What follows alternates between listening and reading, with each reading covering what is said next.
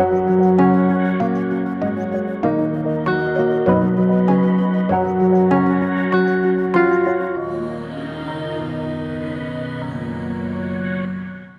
പേര് ജോമി. ഞാൻ മൂവാറ്റുപുഴ വാഴക്കുളം ഇടവക അംഗമാണ്. ഞാൻ എൻ്റെ ജീവിതത്തിൽ പരിശുദ്ധ അമ്മ വഴി ഈശോയിൽ നിന്ന് ലഭിച്ച അനുഗ്രഹങ്ങൾക്ക് നന്ദി പറയാനും അതിവിടെ സാക്ഷ്യപ്പെടുത്താനുമാണ് ഞാനിവിടെ വന്നിരിക്കുന്നത്. ഞാൻ ആദ്യമായി ഉടമ്പടി എടുത്തത് 2024 നവംബർ മാസമാണ്. ഞാനിവിടെ വന്ന് ഉടമ്പടി അതിനു മുമ്പും പലതവണ ഞാൻ കൃപാസനം വഴി വന്ന് പോയിട്ടുണ്ടെങ്കിലും ഉടമ്പടി എടുക്കാനൊന്നും നിന്നിട്ടില്ല. ഇവിടെ വരും, അച്ഛൻ്റെ ടോക്കിൽ പറഞ്ഞിട്ടുള്ള പോലെ ഇവിടെ വരും, പ്രാർത്ഥിക്കും, അങ്ങ് പോകും, അല്ലാതെ ഉടമ്പടി ഒന്നും എടുത്തിട്ടില്ല. പക്ഷേ 2024 മെയ് മാസം എൻ്റെ വൈഫ് ഇവിടെ വന്ന് ഉടമ്പടി എടുത്തിട്ടുണ്ടായിരുന്നു. വൈഫ് ഉടമ്പടി എടുത്തതിന് ശേഷം അവൾ വീട്ടിൽ വന്ന് പ്രാർത്ഥനയും കാര്യങ്ങളൊക്കെ ആയിട്ട് പോകുമ്പോൾ ഞാനിങ്ങനെ എൻ്റെ അടുത്ത് കൃപാസന അമ്മയെക്കുറിച്ച് പറയുമ്പോഴും ഓരോ സാക്ഷ്യങ്ങൾ പറയുമ്പോഴും ഞാൻ അത്ര ഗൗനിച്ചിരുന്നില്ല. പക്ഷേ ആ 2024 ഒരു ഓഗസ്റ്റ് മാസമായപ്പോഴും ഞാൻ ഖത്തറിലാണ് വർക്ക് ചെയ്യുന്നത്. അപ്പം 2024 ഓഗസ്റ്റ് മാസമായപ്പോഴേക്കും ഞാനിങ്ങനെ വൈഫിന് വേണ്ടി ഒരു വിസിറ്റ് വിസയ്ക്ക് അപ്ലൈ ചെയ്തിരുന്നു. ഇതിന് മുമ്പ് പലപ്പോഴും ഞാൻ വിസിറ്റ് വിസയ്ക്ക് അപ്ലൈ ചെയ്തിരുന്നതാണ്. പക്ഷേ അന്നൊന്നും പല സാഹചര്യങ്ങൾ മൂലം അത് മുൻപോട്ട് പോയില്ല. പക്ഷേ ഞാൻ അന്ന് വിസിറ്റ് വിസയ്ക്ക് അപ്ലൈ ചെയ്തു. ആ വിസ അപ്രൂവായി. അതിനുശേഷം വൈഫ് വിസിറ്റിനായി ഖത്തറിലേക്ക് വരികയും അവിടെ വെച്ച് അവളുടെ ഉടമ്പടി പ്രാർത്ഥനയും കാര്യങ്ങളും എല്ലാം തുടർന്ന് കൊണ്ടുപോവുകയും ആ കൂട്ടത്തിൽ ഞാനും പങ്കാരാവുകയും ഉടമ്പടി വസ്തുക്കൾ ഉപയോഗിക്കുകയും എല്ലാം ചെയ്തിരുന്നു. ആ സമയത്ത് ഞാൻ വൈഫിൻ്റെ അടുത്ത് പറഞ്ഞിരുന്നു, എൻ്റെ ഒരു വലിയ സ്വപ്നമായിരുന്നു യൂറോപ്പിലോ ഓസ്ട്രേലിയയിലോ എവിടെയെങ്കിലും പോവുക എന്നുള്ളത്. അപ്പോൾ ഞാൻ പറഞ്ഞിരുന്നു, എൻ്റെ അമ്മ മാതാവ് അത് സാധിച്ചു തരുവാണെങ്കിൽ ഉറപ്പായും ഞാനിവിടെ വന്ന് ഉടമ്പടി എടുക്കാമെന്ന് പറഞ്ഞിരുന്നു. അത് പറഞ്ഞതുകൊണ്ടാകാം, അമ്മയെ വെല്ലുവിളിച്ച പോലെ പറഞ്ഞതുകൊണ്ടാകാം, ഞാൻ വൈഫ് നാട്ടിലേക്ക് തിരിച്ചു പോന്നു. ഒരു മാസം വിസിറ്റ് കഴിഞ്ഞ് തിരിച്ചു പോന്നു. ഒരു 2 ആഴ്ചയ്ക്കുള്ളിൽ തന്നെ എനിക്ക് പെട്ടെന്ന് ഇയർ ബാലൻസിങ്ങിൻ്റെ ഇഷ്യൂ വന്നു. എനിക്കവിടെ നിൽക്കാൻ, അതായത് അവിടെ പല ഡോക്ടേഴ്സിനെ കാണിച്ചെങ്കിലും ട്രീറ്റ്മെൻ്റ് ഒന്നും കറക്റ്റായിട്ട് കിട്ടുന്നില്ല, അത് മാറുന്നില്ല. അങ്ങനെ ഒരാഴ്ചയോളം ഞാൻ ലീവിലായിരുന്നു, ഓഫീസിലൊന്നും പോകാൻ പറ്റുന്നില്ല. അപ്പോൾ അങ്ങനെ ആ ഒരു സാഹചര്യത്തിൽ ഞാൻ നമ്മുടെ ഓഫീസിൽ പറഞ്ഞ് ഞാൻ നാട്ടിലേക്ക് പോന്നു. നാട്ടിൽ ട്രീറ്റ്മെൻറ്റിനായിട്ട് വന്നു. ഇവിടെ വന്ന് ഡോക്ടറിനെ കാണിച്ച് മരുന്നെല്ലാം ട്രീറ്റ്മെൻറ്റ് സ്റ്റാർട്ട് ചെയ്തു. ഒരു 4-5 ഡേയ്സ് കഴിഞ്ഞതിന് ശേഷം ഏകദേശം ബെറ്ററായി തോന്നുന്ന സമയത്ത് വൈഫിൻ്റെ ഉടമ്പടി റിന്യൂ ചെയ്യേണ്ട ടൈമായിരുന്നു. അപ്പോൾ അങ്ങനെ വൈഫിൻ്റെ കൂട്ടത്തിൽ റിന്യൂവലിന് വേണ്ടിയിട്ട് ഞാനിവിടെ വന്നു. ഇവിടെ വന്നപ്പോൾ എന്തോ എനിക്കറിയില്ല, അമ്മ മാതാവിൻ്റെ ഇതുകൊണ്ടായിരിക്കാം, ഞാൻ ഇവിടെ ഉടമ്പടി എടുക്കാൻ തീരുമാനിച്ചു. അന്ന് തന്നെ ഞാനൊരു പുതിയ ഉടമ്പടി എടുത്ത് തിരിച്ച് വീട്ടിലെത്തി നോർമലായി തന്നെ ഉടമ്പടി പ്രാർത്ഥനയും കാര്യങ്ങളൊക്കെ ആയിട്ട് അങ്ങ് പൊയ്ക്കൊണ്ടിരുന്നു. പക്ഷേ ഇവിടെ നിന്ന് എൻ്റെ 2 ആഴ്ചയ്ക്ക് ശേഷം ഞാൻ ഖത്തറിൽ തിരിച്ചു പോയി. അവിടെ ചെന്നതിന് ശേഷം എൻ്റെ ജീവിതത്തിൽ ഞാൻ ഒരുപാട് സ്ട്രഗിൾസ് ഫേസ് ചെയ്യേണ്ടി വന്നു. എന്ന് വെച്ച് കഴിഞ്ഞാൽ ഞാൻ എന്തിനും, അതായത് എനിക്ക് ഇയർ ബാലൻസിങ്ങിൻ്റെ ഇഷ്യൂ വന്നതിനൊപ്പം തന്നെ എനിക്ക് ഭയങ്കരമായിട്ട് ഹെഡേക്ക്, എനിക്ക് ചെറിയ പ്രഷർ പോലും എനിക്ക് താങ്ങാൻ പറ്റുന്നൊരു സ്റ്റേജിലായിരുന്നില്ല. അപ്പം ഈവനിങ് ആകുമ്പോഴത്തേനും എനിക്ക് ഭയങ്കരമായിട്ട് ഹെഡേക്കും ബുദ്ധിമുട്ടും ആകും. എന്നും ജോലിക്ക് പ്രഷറായിരുന്നു. അങ്ങനെ എനിക്ക് എന്നും ഞാൻ വീട്ടിൽ വിളിച്ച് പരാതി പറയുന്ന ഒരു സ്ഥിരം പതിവായിരുന്നു.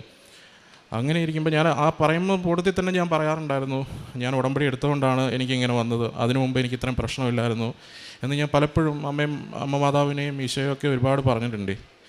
പക്ഷേ എന്നോ ഒരു ദിവസം എനിക്ക് വേറെ മാർഗ്ഗമില്ല, എനിക്ക് മുന്നോട്ട് പോകാൻ വേറെ മാർഗ്ഗമില്ല എന്ന് തോന്നിയ അന്ന് അമ്മ മാതാവിൻ്റെ മുമ്പിൽ ഞാൻ മുട്ടുകുത്തിയ അന്ന് മുതൽ എൻ്റെ ജീവിതത്തിലെ മാറ്റങ്ങൾ ആരംഭിച്ചു. എൻ്റെ ജീവിതത്തിൽ എന്നു മുതൽ അമ്മ മാതാവ് ഇടപെടാൻ തുടങ്ങിയോ അന്ന് മുതൽ ഓരോ കാര്യത്തിലും ചെറിയ ചെറിയ കാര്യങ്ങളിൽ പോലും എന്ന് വെച്ച് കഴിഞ്ഞാൽ ഞാൻ പ്രാർത്ഥിക്കാൻ ഒരു കൊന്ത പോലും ചെല്ലില്ലാത്ത ആളായിരുന്നു ഡെയിലി. അങ്ങനെ ഞാൻ ആ സ്ഥാനത്ത് ഡെയിലി കൊന്ത ചെല്ലുവാൻ തുടങ്ങി, ഇടവേളകളിലെല്ലാം പ്രാർത്ഥിക്കുവാൻ തുടങ്ങി, ബൈബിൾ വായിക്കുവാൻ തുടങ്ങി. അങ്ങനെ ഉടമ്പടിയുടേതായ ചിട്ടവട്ടങ്ങളെല്ലാം അതുപോലെ കൊണ്ടുപോകാൻ തുടങ്ങി.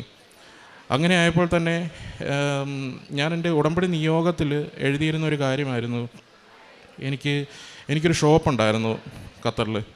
അത് സെയിൽ ചെയ്യാൻ വേണ്ടിയിട്ട് ഞാനൊരു 4 മാസമായിട്ട് അഡ്വർടൈസ്മെൻ്റ് ഇട്ടു. ആ ഖത്തറിലുള്ള സകല ആൾക്കാരും വന്ന് ഷോപ്പ് കണ്ടിട്ടുണ്ട്. പക്ഷേ എനിക്കത് സെയിൽ ചെയ്യാൻ പറ്റുന്നില്ല. കാരണം അവർ കാണുന്നവരൊക്കെ ഒന്നും പറയുന്നില്ല, അങ്ങ് പോകുന്നു. ചിലർ പറയുന്ന വില നമ്മൾ ഊഹിച്ചതിനേക്കാൾ ഒത്തിരി താഴെയായി പോകുന്നു. അങ്ങനെ എനിക്ക് അത് സെയിൽ ചെയ്യാൻ പറ്റാത്തൊരു സ്റ്റേജിലായിരുന്നു. അങ്ങനെ ഇരിക്കെ ഞാൻ ഇവിടുന്ന് കൊണ്ടുപോയ ഉടമ്പടി ഉപ്പ്, അത് ഞാൻ കൊണ്ടുപോയിട്ട് ഷോപ്പിൽ അവിടെ എല്ലാ വെള്ളിയാഴ്ചകളിലുമാണ് കുർബാനയ്ക്ക് ശേഷം ഞാൻ നേരെ ഷോപ്പിൽ വരും. ഞാൻ ആ ഉപ്പ് വിശ്വാസ പ്രമാണം ചൊല്ലി ഞാൻ ഷോപ്പിൻ്റെ 4 മൂലകളിലും ഇടും. അതിനുശേഷം അങ്ങനെ ഒരാഴ്ച പോയി. 2ാമത്തെ വെള്ളിയാഴ്ച വന്നു. 3ാമത് ഡിസംബർ 25 ക്രിസ്മസിൻ്റെ അന്ന് പള്ളിയിൽ പോയിട്ട് ഞാൻ തിരിച്ചു വരുമ്പോൾ ഞാൻ വന്ന് ഷോപ്പിൽ വന്ന് ഇതുപോലെ 3ാമത്തെ പ്രാവശ്യം ഉപ്പിട്ട് പ്രാർത്ഥിച്ച് വിശ്വാസ പ്രമാണം ചൊല്ലി ഞാൻ പോയി. അതിനുശേഷം 29-ാം തീയതി, ഡിസംബർ 29-ാം തീയതി എനിക്ക് വൈകിട്ടൊരു മെസ്സേജ് വരുക ഫേസ്ബുക്കിൽ. ഞാൻ പരസ്യം ഇട്ടിരുന്നത് കണ്ടിട്ട് ഒരാളെനിക്ക് മെസ്സേജ് അയച്ചു. അതായത് എനിക്ക് നിങ്ങൾ ഷോപ്പ് വിറ്റ് പോയോ എന്ന് ചോദിച്ചു. ഞാൻ പറഞ്ഞില്ല. അപ്പോൾ എനിക്ക് ആ ഷോപ്പ് വാങ്ങുവാൻ താല്പര്യമുണ്ട്, എനിക്ക് ഇന്ന് വാങ്ങാൻ പറ്റുമോ എന്ന് ചോദിച്ചു. ശരിക്കും ഖത്തറിലെ ഒരു ഇത് വെച്ചിട്ട് ഷോപ്പ് വാങ്ങുക എന്ന് പറഞ്ഞു കഴിഞ്ഞാൽ അത് കുറച്ച് പ്രൊസീജിയറുണ്ട്. പക്ഷേ ആൾ പെട്ടെന്ന് എൻ്റെ അടുത്ത് ഇങ്ങോട്ട് ചോദിക്കുക എനിക്ക് ഇന്ന് വാങ്ങാൻ പറ്റുമെന്ന്. ഇന്നും എൻ്റെ ഫേസ്ബുക്ക് മെസ്സഞ്ചറിൽ ആ ടോക്ക് ഇന്നും കിടപ്പുണ്ട്. അപ്പോൾ ഞാൻ പറഞ്ഞു, നിങ്ങൾ വന്ന് നോക്കിയതിന് ശേഷം നമുക്ക് സംസാരിക്കാമെന്ന് പറഞ്ഞു. ആൾ അന്ന് വൈകിട്ട് എൻ്റെ വീട്ടിൽ ഞാൻ താമസിക്കുന്നിടത്ത് വരികയും എൻ്റെ അടുത്ത് വന്ന് സംസാരിച്ചു, ഷോപ്പ് വന്ന് കണ്ടു. പിറ്റേ ദിവസം രാവിലെ 10 മണിയായപ്പോൾ എൻ്റെ അക്കൗണ്ടിൽ ഞാൻ ചോദിച്ച പൈസ ക്രെഡിറ്റായി. അപ്പോൾ തന്നെ 30-ാം തീയതി ആണിത് നടക്കുന്നത്. 31-ാം തീയതി മുതൽ ഞാൻ ഷോപ്പ് പുള്ളിക്ക് ഹാൻഡ് ഓവർ ചെയ്യുകയും ചെയ്തു. അത് എൻ്റെ നിയോഗത്തിൽ വെച്ചിരുന്ന 1ാമത്തെ ഒരു കാര്യമായിരുന്നു. പിന്നീട് ബാക്കിയുള്ള ആത്മീയമായിട്ടാണെങ്കിലും എനിക്ക് ഒരുപാട് അനുഗ്രഹങ്ങൾ, പ്രത്യേകിച്ച് ഈശോയും മാതാവും ഒക്കെ ഒരുപാട് പ്രത്യക്ഷപ്പെട്ടിട്ടുണ്ട്. സ്വപ്നത്തിൽ ദർശനങ്ങൾ ഉണ്ടായിട്ടുണ്ട്, ദർശനങ്ങളിലൂടെ സംസാരിച്ചിട്ടുണ്ട്. ഞാൻ എൻ്റെ മുറിയിൽ എന്നും കൊന്തയെല്ലാം കയറുമ്പം എനിക്കൊരു ഫീൽ, ഞാൻ തനിച്ചായിരുന്നു താമസിച്ചിരുന്നത്, എനിക്കൊരു ഫീൽ ചെയ്യുന്നുണ്ടായിരുന്നു. എൻ്റെ അടുത്ത് ആരോ നിൽക്കുന്നതായിട്ട് ഫീൽ ചെയ്യുന്നു. ബൈബിൾ വായിക്കുമ്പോൾ ഞാൻ എന്ത് ആവശ്യം ചോദിച്ച് ബൈബിൾ വായിക്കുന്നോ അതിന് ഈശോ മറുപടി തരുന്നതായിട്ട് എനിക്ക് ബൈബിളിലൂടെ എനിക്ക് പലപ്പോഴും തോന്നിയിട്ടുണ്ട്. പല വ്യക്തികളെയും ഈശോ എന്നെ സ്വപ്നത്തിൽ കാണിച്ചു തരുന്നുണ്ട്. അന്ന് വരെ ഞാൻ സ്വപ്നത്തിൽ കാണാത്ത ആൾക്കാരെ പലരെയും കാണിച്ചു തന്നിട്ട് ഈശോ സ്വപ്നത്തിലൂടെ എൻ്റെ അടുത്ത് എസെക്കിയേൽ പ്രവാചകൻ്റെ പുസ്തകത്തിൽ 32, 33, 34 വചനങ്ങൾ തന്ന് എൻ്റെ അടുത്ത് അവരുടെ അടുത്തെല്ലാം സംസാരിക്കാൻ പറഞ്ഞിട്ടുണ്ട്. അതുപോലെ ഞാൻ അവരെ വിളിച്ച് സംസാരിക്കുകയും എല്ലാം ചെയ്തിട്ടുണ്ട്. ഇതിനേക്കാളൊക്കെ ഉപരി എന്നെ അത്ഭുതപ്പെടുത്തിയ ഒരു കാര്യമാണ്, എൻ്റെ റൂമിൽ വീക്കെൻഡിൽ, അത് എൻ്റെ നാട്ടിൽ തന്നെ തൊടുപുഴയുള്ള ഒരു ഫ്രണ്ടാണ്. അവന് വീക്കെൻഡ് ആകുമ്പോൾ എല്ലാ വീക്കെൻഡിൽ റൂമിൽ വരും. അപ്പം ഞങ്ങൾ ഒന്നിച്ച് ഫുഡ് ഉണ്ടാക്കും. അന്ന് ഞങ്ങൾ മദ്യപിക്കുകയൊക്കെ ചെയ്യുമായിരുന്നു. അപ്പോൾ ആ മദ്യപാനം, ഞാൻ ഉടമ്പടി എടുത്തോടുകൂടി മദ്യപാനം നിർത്തി. അത് കംപ്ലീറ്റ് നിന്നുപോയി. എൻ്റെ സുഹൃത്ത് അതിനുശേഷം എൻ്റെ റൂമിൽ വരും. പുള്ളി തന്നെ വന്ന് മദ്യം കഴിക്കാറുണ്ടായിരുന്നു. പക്ഷേ എന്തെന്നറിയില്ല, പക്ഷെ ഞാൻ ഇരിക്കുന്ന സമയം, വെള്ളിയാഴ്ച ദിവസം ഇരിക്കുന്ന സമയത്തെല്ലാം ഞാൻ TV സാക്ഷ്യങ്ങൾ വെക്കാറുണ്ടായിരുന്നു. ആളിത് കാണാറുണ്ടായിരുന്നു. എപ്പോഴോ പുള്ളി ഓട്ടോമാറ്റിക്കായിട്ട് മാറുന്നതായിട്ട് ഞാൻ കണ്ടു. പുള്ളി സാക്ഷ്യങ്ങൾ കാണാൻ തുടങ്ങി, എൻ്റെ അടുത്ത് സാക്ഷ്യങ്ങൾ അയച്ചു കൊടുക്കാൻ പറയാൻ തുടങ്ങി, എൻ്റെ അടുത്ത് പ്രത്യക്ഷീകരണ പ്രാർത്ഥന അയച്ചു കൊടുക്കാൻ പറഞ്ഞു തുടങ്ങി. ഇതെല്ലാം ഞാൻ ഷെയർ ചെയ്യാൻ തുടങ്ങി. അങ്ങനെ ഒരു ദിവസം ഞാൻ നോക്കിയപ്പോൾ പുള്ളി എൻ്റെ അടുത്ത് പറഞ്ഞു, ഞാൻ മദ്യപാനം നിർത്തി. അതിനുശേഷം ഇന്ന് വരെ ആൾ കഴിച്ചിട്ടില്ല. ആ മദ്യപാനം നിർത്തി. ആൾ എൻ്റെ കൂട്ടത്തിൽ, ഒരു ദിവസം ഞാൻ പുള്ളീനെ എൻ്റെ കൂട്ടത്തിൽ പള്ളിയിൽ വിളിച്ചു. അപ്പം ആൾ വെള്ളിയാഴ്ച ദിവസം എൻ്റെ കൂട്ടത്തിൽ വന്നു. അപ്പോൾ എൻ്റെ അടുത്ത് പറഞ്ഞു, പുള്ളിക്ക് അറിയത്തില്ലാത്തത് കൊണ്ട് തന്നെ, പുള്ളി ഒരു അക്രൈസ്തവനായ ആളായിരുന്നു. അപ്പം കുർബാന അറിയത്തില്ലാത്തത് കൊണ്ട് തന്നെ പ്രസംഗത്തിന് സമയമായപ്പോൾ പുള്ളി എൻ്റെ അടുത്ത് പറഞ്ഞു, ഞാൻ പൊയ്ക്കോട്ടെ എന്ന് ചോദിച്ചു. പുള്ളി പോയി.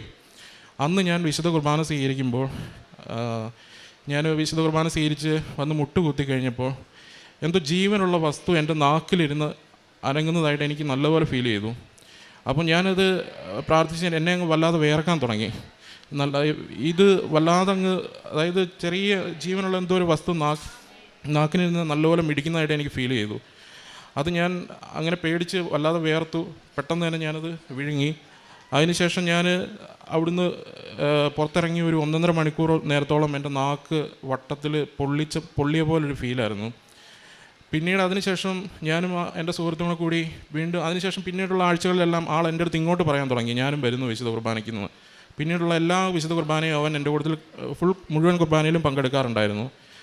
അങ്ങനെ ഒരു ദിവസം ഞങ്ങൾ രണ്ടുപേരും പള്ളിയിൽ നിൽക്കുന്ന സമയത്ത് വിശുദ്ധ കുർബാനയ്ക്ക് തൊട്ട് മുന്നായി, കുർബാന സ്വീകരണത്തിന് തൊട്ട് മുന്നായി ഞങ്ങൾ പെട്ടെന്ന് തന്നെ ഒരു അത് പറഞ്ഞറിയിക്കാൻ പറ്റത്തില്ല, ഒരു മുല്ലപ്പൂവിൻ്റെ മണമാണോ അതോ എന്ത് സ്മെല്ലാന്ന് എനിക്കറിയില്ല, ഭയങ്കരമായിട്ടൊരു സുഗന്ധം, മൂക്കിൽ നല്ല കട്ടയ്ക്ക് അടിച്ച പോലെ ഒരു ഫീൽ ഉണ്ടായി. അപ്പോൾ പെട്ടെന്ന് തന്നെ ഞാൻ എൻ്റെ സുഹൃത്തിനടുത്ത് ചോദിച്ചു, ഇനിയിപ്പോൾ എനിക്ക് തോന്നിയാണെന്ന് അറിയാൻ വേണ്ടി ഞാൻ സുഹൃത്തിനോട് ചോദിച്ചപ്പോൾ സുഹൃത്ത് പറഞ്ഞു അവനും അതേ ഫീൽ ഉണ്ടായി. എന്നാൽ ഞങ്ങളുടെ ചുറ്റുവട്ടത്തുള്ള നിൽക്കുന്ന ഒരാൾക്കാരും അത് ശ്രദ്ധിക്കുന്നില്ല, മൈൻഡ് ചെയ്യുന്നില്ല, ഒന്നുമില്ല.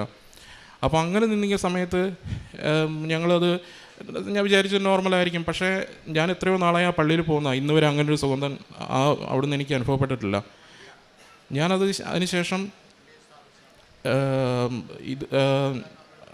അതിനുശേഷം ഞാൻ അത് പള്ളിയിൽ നിന്ന് ഞങ്ങൾ കുർബാന കഴിഞ്ഞ് ഇറങ്ങാൻ തുടങ്ങുന്നതിന് തൊട്ട് മുൻപായി, കുർബാന കഴിഞ്ഞ് വെളിയിലേക്ക് ഇറങ്ങുന്നതിന് തൊട്ട് മുൻപ് ഞങ്ങളുടെ മുന്നിൽ ഇരുന്നിരുന്ന ഒരു അപ്പച്ചനും അമ്മച്ചിയും നേരെ തിരിഞ്ഞ് നിന്നിട്ട് കൃപാസനം പത്രം ഞങ്ങൾക്ക് 2 പേർക്കും നീട്ടുവാണ്.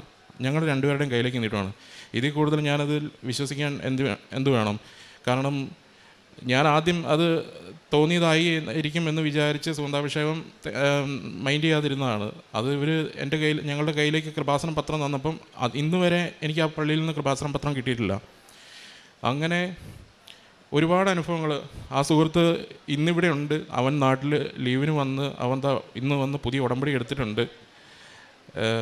അങ്ങനെ എൻ്റെ ജീവിതത്തിൽ ഒരുപാട് ആത്മീയമായിട്ട് അനുഗ്രഹങ്ങൾ പറയുകയാണെന്നുണ്ടെങ്കിൽ എൻ്റെ പല ആൾക്കാരെയും, എൻ്റെ പപ്പയാണെങ്കിൽ പോലും പപ്പ ലിവർ സിറോസിസ് ഉള്ള ആളാണ്. അപ്പം ഇങ്ങനെ ഒരു വിശ്വാസക്കുറവുണ്ടായിരുന്നു. അപ്പം ഞാൻ പപ്പയ്ക്ക് വേണ്ടിയിട്ട് എന്നും പ്രാർത്ഥിക്കുമായിരുന്നു, ഒരു രഹസ്യം ചൊല്ലിയെന്നും പ്രാർത്ഥിക്കുന്ന സമയത്ത് ഒരു ദിവസം പപ്പ വൈകിട്ട് ഇങ്ങനെ ബ്ലഡ് വൊമിറ്റ് ചെയ്തെന്ന് വൈഫ് പറഞ്ഞു. അപ്പം ഞാൻ വൈഫിനടുത്ത് പറഞ്ഞു ഹോസ്പിറ്റലിൽ പോകാൻ പറഞ്ഞു. പക്ഷേ പോയില്ല. പപ്പ പറഞ്ഞു അത് കുഴപ്പമില്ല, അത് ഫുഡ് കഴിച്ചതിൻ്റെ ആയിരിക്കും എന്ന് പറഞ്ഞ് പോയില്ല.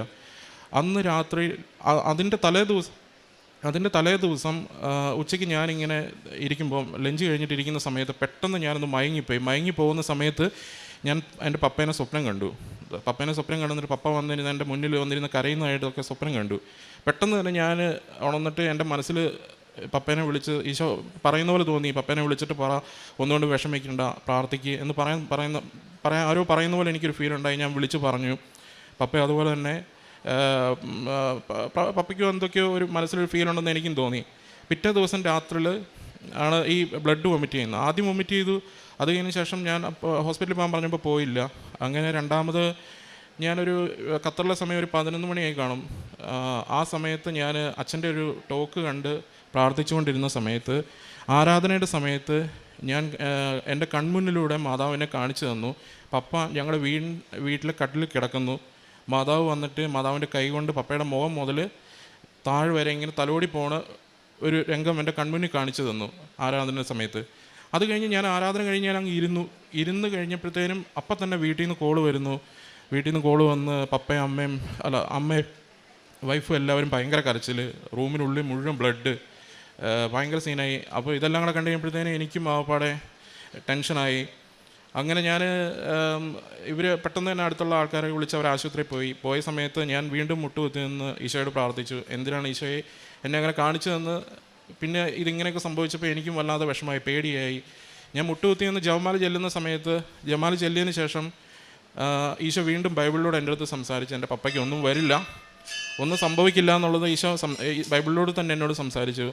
അതിനുശേഷം ഞാൻ വീട്ടിൽ വിളിച്ച് പറഞ്ഞതുപോലെ തന്നെ ഒരാഴ്ച പപ്പ ഹോസ്പിറ്റലിൽ കിടന്നു. ഒരാഴ്ചയ്ക്ക് ശേഷം ഹോസ്പിറ്റലിൽ നിന്ന് റിക്കവറായ അന്ന് മുതൽ വൈഫ് എപ്പോഴും എൻ്റെ അടുത്ത് പറയാറുണ്ട്, പപ്പ തന്നെ ഇങ്ങോട്ട് പിള്ളേരുടെ അടുത്ത് പറയുന്നു, പ്രാർത്ഥിക്കാൻ സമയമായി, പ്രാർത്ഥിക്കണം എല്ലാം. പപ്പയ്ക്ക് അങ്ങനെ ഒരു പ്രാർത്ഥനയോട് ദൈവത്തോട് കുറച്ചുകൂടി കൂടുതലായിട്ട് അടുക്കുന്നതായി തോന്നി. പള്ളിയിൽ പോകുന്നു, ഡെയിലി പള്ളിയിൽ പോകാൻ തുടങ്ങി. അങ്ങനെ ഒരുപാട് വ്യത്യാസം എൻ്റെ വീട്ടിൽ തന്നെ കണ്ടു. അതുപോലെ തന്നെ ഒരുപാട് പേരെ ഇങ്ങനെ എൻ്റെ റിലേറ്റീവ്സിനെ ഒക്കെ എൻ്റെ സ്വപ്നത്തിൽ എൻ്റെ ഈശോ കൊണ്ട് കാണിച്ചു തന്നു. അതുപോലെ തന്നെ എന്നെ ഈ ബൈബിളിലൂടെ സംസാരിക്കാനും തുടങ്ങി. ഞാൻ മൈൻഡ് ചെയ്യുന്നില്ല എന്ന് കാണുമ്പോൾ പോലും ചെറിയ ചെറിയ കാര്യത്തിൽ പോലും ഈശോ എൻ്റെ അടുത്ത് റിപ്പീറ്റായിട്ട് എൻ്റെ അടുത്ത് സംസാരിക്കുന്നതായിട്ട് എനിക്ക് തോന്നി. പലപ്പോഴും ഞാൻ ബൈബിൾ എടുത്ത് വെച്ചിട്ട് നോക്കും, ഞാൻ ബൈബിളിനി എവിടെയെങ്കിലും അത് കറക്റ്റായിട്ട് അങ്ങനെ വരുന്നതാണെന്ന്. പിന്നീട് ഞാൻ എങ്ങനെ എടുക്കാൻ നോക്കിയിട്ട് ആ വചനങ്ങൾ കിട്ടാറില്ല. പക്ഷേ എൻ്റെ അടുത്ത് അങ്ങനെ സംസാരിക്കുന്നതായിട്ട് എനിക്ക് ഫീൽ ചെയ്തു. അങ്ങനെ ഞാൻ എൻ്റെ റിലേറ്റീവ്സിൻ്റെ അടുത്തും ആരോടൊക്കെ ഞാൻ കൃപാസനത്തെക്കുറിച്ച് പറഞ്ഞു, കൃപാസനത്തെക്കുറിച്ച് സംസാരിച്ചോ, എനിക്ക് ഈശോ സംസാരിക്കാൻ കാണിച്ചു തന്ന ആൾക്കാരോടൊക്കെ സംസാരിച്ചു, അവർക്കെല്ലാം ജീവിതത്തിൽ ഓരോ അടയാളങ്ങൾ ഈശോ കാണിച്ചു കൊടുക്കുന്നതായിട്ട് എനിക്ക് മനസ്സിലായി. അത് പല രീതിയിൽ അസുഖങ്ങളായിട്ടും അല്ല മറ്റ് രീതികളിലൊക്കെ കാണിച്ചു കൊടുക്കുന്നത്. പക്ഷേ അവരൊക്കെ ഓട്ടോമാറ്റിക്കായിട്ട് അമ്മയെക്കുറിച്ച് കേൾക്കാനും അവരെല്ലാം എന്നോട് സംസാരിക്കുന്നതിനുള്ള സാഹചര്യം ഈശോ എനിക്ക് ഉണ്ടാക്കി തന്നു. പിന്നെ അതിനുശേഷം ഞാൻ അങ്ങനെ ആ ഒരു സിറ്റുവേഷൻ നാട്ടിൽ വന്ന് ആ സമയത്ത് തന്നെ ഖത്തറിൽ ഞാൻ വർക്ക് ചെയ്തുകൊണ്ടിരുന്ന ഞാൻ പെട്ടെന്ന് തന്നെ ആ ഒരു ജോലിയുടെ പ്രഷർ നിമിത്തം ആ ഉടമ്പടിയിലായിരുന്ന സമയത്ത് തന്നെ എൻ്റെ ജോലി ഞാൻ റിസൈൻ ചെയ്തു. അപ്പം എന്തിന് ഞാൻ അങ്ങനെ ചെയ്തു എന്ന് ചോദിച്ചാൽ എനിക്കിപ്പോഴും അറിയില്ല. പക്ഷേ ഞാൻ ആ ഉടമ്പടിയിലായിരുന്നതുകൊണ്ട് എനിക്കൊരു ധൈര്യമായിരുന്നു. അതിനുശേഷം ഒരു 3-4 മാസത്തോളം ഞാൻ അനുഭവിച്ച ടെൻഷൻ, വിഷമങ്ങളോ ഒരു കാര്യങ്ങളോ എന്നെ അഫക്റ്റ് ചെയ്യുന്നില്ല എന്നെനിക്ക് മനസ്സിലായി. കാരണം എൻ്റെ മനസ്സിൽ എപ്പോഴും ഒരു തോന്നൽ, സർവശക്തനായ എൻ്റെ ദൈവം എൻ്റെ കൂട്ടത്തിലുള്ളപ്പോൾ ഞാൻ എന്തിനു ഭയക്കണം എന്നുള്ളൊരു ചിന്തയായിരുന്നു എന്നുള്ളിൽ എപ്പോഴും. അങ്ങനെ ഞാൻ നാട്ടിൽ വന്ന് ഇവിടെ വന്ന് ഡെയിലി എൻ്റെ ഉടമ്പടി ആചാരങ്ങളെല്ലാം അതുപോലെ തന്നെ ഞാൻ കൊണ്ടുപോയി വിശുദ്ധ കുർബാനയിൽ എന്നും പങ്കെടുക്കും. വിശുദ്ധ കുർബാനയിൽ പങ്കെടുക്കുക എന്ന് പറഞ്ഞു കഴിഞ്ഞാൽ എനിക്ക് അറിയില്ല, എനിക്കിന്ന് അച്ഛൻ പറയുന്നത് പോലെ ഒരു ആർത്തിയാണ്. എനിക്ക് വിശുദ്ധ കുർബാനയ്ക്ക് പോകണമെന്നുള്ളൊരു ഭയങ്കര നമ്മൾ ഫുഡൊക്കെ നല്ല ഇഷ്ടമുള്ള ഫുഡ് കഴിക്കാൻ ഉള്ള ആർത്തി പോലെ എനിക്ക് വിശുദ്ധ കുർബാനയ്ക്ക് പോകണം. ആ ഒരു കുർബാന എന്ന് കേൾക്കുമ്പോൾ തന്നെ എനിക്ക് ആ കുർബാനയിൽ പങ്കെടുക്കാനും ഈശോയോട് പ്രാർത്ഥിക്കാനും അതൊരു പ്രത്യേക ഒരു അനുഗ്രഹം എനിക്ക് ഈശോ തന്നിട്ടുണ്ട്. അതുപോലെ തന്നെ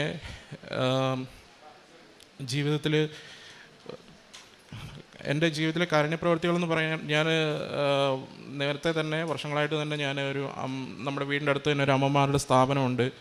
അവിടെ സ്ഥിരമായി ഞാൻ എല്ലാ മാസവും ഒരു വിഹിതം ഞാൻ അവർക്ക് വേണ്ടി സാധനങ്ങൾ മേടിച്ച് വീട്ടിലെത്തിച്ചു കൊണ്ട് കൊടുക്കും. അങ്ങനെ ചെയ്യാറുണ്ട്. പിന്നെ എന്നെക്കൊണ്ട് ചെയ്യാൻ പറ്റുന്ന എൻ്റെ മുന്നിൽ ആര് വന്ന് സഹായം ചോദിച്ചാലും ഞാൻ അവരെ ആരും തിരിച്ചു മടക്കി വരാറില്ല. പ്രത്യേകിച്ച് ഉടമ്പടി എടുത്തതിന് ശേഷം ഞാൻ എല്ലാ രീതിയിലും കാരുണ്യപ്രവൃത്തികൾ ചെയ്യാൻ പറ്റുന്ന രീതികളിലൊക്കെ എൻ്റെ ശാരീരികമായിട്ടും സാമ്പത്തികമായിട്ടും ഒക്കെ എന്നെക്കൊണ്ട് ചെയ്യാൻ പറ്റുന്ന രീതിയിൽ ഞാൻ സഹായിക്കാറുണ്ട്. പിന്നെ ഞാനൊരു ദിവസം ഞാൻ ആഴ്ചയിലെല്ലാം ഫാസ്റ്റിംഗ് എടുക്കുമ്പം ഞാൻ എന്ന് ഫാസ്റ്റിംഗ് എടുക്കുന്ന അതേ ദിവസം വൈകുന്നേരം ആയി കഴിയുമ്പോഴത്തേനും ഞാൻ ഒരു ദിവസത്തെ എൻ്റെ ഭക്ഷണത്തിൻ്റെ പൈസയ്ക്ക് ഞാൻ അവിടെയൊക്കെ ആണെന്നുണ്ടെങ്കിൽ മാളുകളിലൊക്കെ ചെന്ന് കഴിഞ്ഞാൽ വണ്ടികൾ വാഷ് ചെയ്യുന്നവരൊക്കെ ഉണ്ട്, അവർക്കൊക്കെ ഫുഡ് മേടിച്ച് കൊടുക്കാറുണ്ട്. അങ്ങനെ ഞാൻ എന്നെക്കൊണ്ട് ചെയ്യാൻ പറ്റുന്നതൊക്കെ കാരുണ്യപ്രവൃത്തികളൊക്കെ ചെയ്യാറുണ്ട്. അങ്ങനെ ഞാൻ നാട്ടിൽ വന്നതിന് ശേഷം ഞാൻ അവിടെ ഖത്തറിലായിരുന്നപ്പോൾ തന്നെ എനിക്കൊരു ഇൻ്റർവ്യൂവിന് പറഞ്ഞിരുന്നു, അർമേനിയ എന്ന് പറഞ്ഞ രാജ്യത്തേക്ക് ഒരു ഇൻ്റർവ്യൂവിന് പറഞ്ഞിരുന്നു. പക്ഷേ എന്തുകൊണ്ടാണെന്നറിയില്ല, ആ സമയത്ത് അത് ഹോൾഡായിപ്പോയി. എനിക്ക് അവിടെ വെച്ച് തന്നെ അവർ ഇൻ്റർവ്യൂവും കാര്യങ്ങളും ഒന്നും പറഞ്ഞില്ല. അതും ഞാൻ ഇന്ന് വിശ്വസിക്കുന്നു അത് എൻ്റെ ഈശോയുടെ തീരുമാനമായിരുന്നു എന്നുള്ളത്. കാരണം ഞാൻ 2 മാസമായിട്ട് 2-2.5 മാസമായിട്ട് ഇപ്പം നാട്ടിൽ തന്നെ ഉണ്ട്. ഞാനിവിടെ വന്ന് എൻ്റെ ഉടമ്പടി പുതുക്കി അതിനുശേഷം വീണ്ടും ഈശോ എന്നെ സ്വപ്നത്തിൽ കാണിച്ച് ഈ ആൾക്കാരെല്ലാം എൻ്റെ വീട്ടിൽ വരാനും അല്ലെങ്കിൽ ഞാൻ അവരുടെ ഫംഗ്ഷനുകളിൽ പരിപാടിയിൽ പങ്കെടുക്കുവാനും അവരോടൊക്കെ അമ്മയെപ്പറ്റി സംസാരിക്കുവാനും അങ്ങനെ ഒരുപാട് അനുഗ്രഹങ്ങൾ ഈശോ എനിക്ക് തന്നു. അങ്ങനെ ഇരിക്കുന്ന സമയത്താണ് കഴിഞ്ഞ ഏപ്രിൽ 29-ാം തീയതി ഞാൻ കുർബാനയ്ക്ക് ശേഷം കുർബാന കഴിഞ്ഞതിന് ശേഷം മുട്ടുകുത്തി. അന്ന് എനിക്ക് അല്ലാതെ, കാരണം ജോബ് റെഡിയാകാത്തതിൻ്റെ ഒരു വിഷമം മനസ്സിലുണ്ടെങ്കിലും ഞാൻ അന്ന് ഈശോയോട് ചോദിച്ചു, ഈശോയെ എനിക്കെന്താണ് ജോബ് റെഡിയാകാത്തതെന്നുള്ളത്. ഞാൻ ആ വിശുദ്ധ കുർബാന ശരിക്കും സമർപ്പിച്ച് പ്രാർത്ഥിച്ച് കഴിഞ്ഞ് ഞാൻ മുട്ടുകുത്തി കുരിശ് വരച്ച് എഴുന്നേൽക്കുന്ന സമയത്ത് 8 എന്ന് പറഞ്ഞൊരു നമ്പർ എനിക്ക് കാണിച്ചു തന്നു ഈശോ. അപ്പം ഞാനത് അന്ന് തന്നെ വീട്ടിൽ വന്നിട്ട് വൈഫിൻ്റെ അടുത്തും അമ്മയുടെ അടുത്തും പറഞ്ഞു, എനിക്ക് 8 എന്ന് പറഞ്ഞൊരു നമ്പർ കാണിച്ചു തന്നു, എന്താണെന്നറിയില്ല എന്ന് പറഞ്ഞു. അപ്പം ആ ആഴ്ചയിൽ തന്നെ ജോസഫ് അച്ഛൻ്റെ ധ്യാനമുണ്ട്, ഉടമ്പടി ധ്യാനത്തിൽ. അത് ഫസ്റ്റിലായിരുന്നു, 1-ാം തീയതി ആയിരുന്നാണ് ഞാൻ ഓർക്കുന്നത്. ആ ധ്യാനത്തിൽ അച്ഛൻ പറയുന്നുണ്ടായിരുന്നു, ജോലിക്ക് വേണ്ടിയിട്ട് ശ്രമിക്കുന്ന മക്കൾക്ക് ഒരാഴ്ചയ്ക്കുള്ളിൽ 7 ദിവസത്തിനുള്ളിൽ ഈശോ ജോലി കൊടുക്കുന്നതായിട്ട് കാണിക്കുന്നു എന്ന് പറഞ്ഞു. എന്തായാലും ഞാനത് ഉറച്ച് വിശ്വസിച്ചു. 7-ാം തീയതി ആയപ്പോൾ എനിക്ക് അന്ന് അർമേനിയയ്ക്ക് പോകാമെന്ന് പറഞ്ഞിരുന്ന അവർ എന്നെ വീണ്ടും കോൺടാക്റ്റ് ചെയ്യുകയും 8-ാം തീയതിയിലേക്ക് എന്നെ ഇൻ്റർവ്യൂ സ്കെഡ്യൂൾ ചെയ്യുകയും ചെയ്തു. 8-ാം തീയതി ആ ഇൻ്റർവ്യൂ നടക്കുകയും 5 പേർ ഇൻ്റർവ്യൂവിൽ ചെയ്തതിൽ അതിൽ ഫസ്റ്റ് പാസ്സാവുകയും ഓഫർ ലെറ്റർ കിട്ടുകയും അങ്ങോട്ട് പോകാൻ വേണ്ടിയിട്ടുള്ള എല്ലാ കാര്യങ്ങളും റെഡിയാവുകയും ചെയ്തു. ഞാൻ ഈ വരുന്ന ആഴ്ച 23-ാം തീയതി അർമേനിയയ്ക്ക് പോവുകയാണ്. അതും ചെയ്തുകൊണ്ടിരുന്നതിനേക്കാൾ നല്ല രീതിയിൽ നല്ല സാലറിയും നല്ല കാര്യങ്ങളും ആയിട്ട് എനിക്ക് ഈശോ നല്ലൊരു ജോലിയാണ് തന്നത്. അതും എൻ്റെ നിയോഗത്തിൽ വെച്ചിരുന്നൊരു കാര്യമായിരുന്നു. പിന്നെ പ്രേക്ഷിത വേലയെന്ന് പറഞ്ഞു കഴിഞ്ഞാൽ ആദ്യമൊക്കെ ഇവിടെ വന്ന് പത്രം മേടിച്ചുകൊണ്ട് പോയെങ്കിലും പത്രം കൊടുക്കാനൊക്കെ ഒരു ചമ്മലായിരുന്നു. കാരണം ഒരാളുടെ അടുത്ത് ചെന്നിട്ട് പത്രം, കാരണം മിക്കവാറും പേരും പത്രം മേടിക്കില്ല. അങ്ങനെയൊക്കെ വരുമ്പോഴത്തേനും ഒരു വല്ലാത്തൊരു ബുദ്ധിമുട്ടായിരുന്നു, മാനസിക വിഷമമായിരുന്നു. പക്ഷേ ഞാൻ ഉടമ്പടി റിന്യൂ ചെയ്യുന്ന സമയത്ത് അമ്മ എൻ്റെ കൂടുതൽ വന്നു തുടങ്ങിയോ അന്ന് മുതൽ ഞാൻ ഉടമ്പടി റിന്യൂ ചെയ്തതിന് ശേഷം ഞാൻ പത്രം ഇതുപോലെ 3 കെട്ട് പത്രം മേടിച്ചുകൊണ്ട് പോയി. ഞാനത് കൊടുക്കാൻ വേണ്ടിയിട്ട് പല സ്ഥലങ്ങളിലും ചെന്നു. 2-3 പേരൊക്കെ എൻ്റെ അടുത്ത് വേണ്ടാന്ന് പറഞ്ഞു. കാരണം ഇത് കൊടുക്കുന്നതിന് മുമ്പ് എനിക്കൊരു ആഗ്രഹമായിരുന്നു, ഞാൻ കൊടുക്കുന്ന പത്രങ്ങൾ അത് അർഹിക്കുന്ന ആൾക്കാരുടെ കയ്യിൽ തന്നെ ചെല്ലണമെന്നും എനിക്ക് വലിയ ആഗ്രഹമായിരുന്നു. അപ്പോൾ അങ്ങനെ ഞാൻ പ്രാർത്ഥിച്ചിട്ട് പത്രം കൊടുക്കാൻ തുടങ്ങി. 2-3 ഷോപ്പിലൊക്കെ പോയി കണ്ട ആളുകൾക്കൊക്കെ പത്രം കൊടുക്കാൻ നോക്കിയപ്പം അവരാരും വേണ്ടാന്ന് പറഞ്ഞു. അങ്ങനെ നിൽക്കുമ്പം ഒരു ദിവസം ഞാൻ വീണ്ടും ഇങ്ങനെ നിൽക്കുന്ന സമയത്ത്, ഞാൻ പ്രാർത്ഥിച്ചുകൊണ്ട് നിൽക്കുന്ന സമയത്ത് ഈശോ ഒരാളെ എനിക്ക് കാണിച്ചു തരുവാണ്. പൂന്തോട്ടത്തിൽ ഒരു ലേഡി നിന്ന് ഗാർഡനിങ് നടത്തിക്കൊണ്ടിരിക്കുന്നത്. അപ്പോൾ ഞാൻ പുള്ളിക്കാരിയുടെ അടുത്ത് കൊണ്ട് പത്രം കൊടുത്തു കഴിഞ്ഞാൽ പുള്ളിക്കാരി മേടിച്ചു. തൊട്ടടുത്ത് തന്നെ അടുത്ത കടകളിലൊക്കെ പോയി. പിന്നെ ഞാൻ കാണാൻ തുടങ്ങിയത് അച്ഛൻ ധ്യാനത്തിൽ പറയുന്നത് പോലെ എന്നെ കേൾക്കാൻ വേണ്ടി ഞാൻ പത്രം കൊടുക്കുമ്പോൾ എൻ്റെ അനുഭവങ്ങൾ പറഞ്ഞാണ് കൊടുക്കാറ്. പിന്നെ ഞാൻ കാണാൻ തുടങ്ങിയത് ഈ ഷോപ്പിലുള്ള ആൾക്കാരെല്ലാം ഒത്തുകൂടുന്നതാണ്. അച്ഛൻ ധ്യാനത്തിൽ പറഞ്ഞ് ഞാൻ കേട്ടിട്ടുണ്ട്, നമ്മളെ പറയാൻ തുടങ്ങുമ്പം, നമ്മുടെ അനുഭവങ്ങൾ പറയാൻ തുടങ്ങുമ്പം ആൾക്കാർ നമ്മുടെ അടുത്തേക്ക് വന്ന് ഓരോ കാര്യങ്ങൾ ചോദിക്കാൻ തുടങ്ങുന്നു, എല്ലാവരും നമ്മളെ കേൾക്കാൻ തുടങ്ങുന്നു. അതെനിക്ക് വല്ലാത്തൊരു അനുഭവമായിരുന്നു. അതിനുശേഷം ഇന്ന് വരെ ഈശോയെക്കുറിച്ച് പറയുന്നതിനോ എൻ്റെ അനുഭവങ്ങളെക്കുറിച്ച് പറയുന്നതിനോ കൃപാസനത്തെക്കുറിച്ച് പറയുന്നതിനോ ഒരു മടിയുണ്ടായിട്ടില്ല.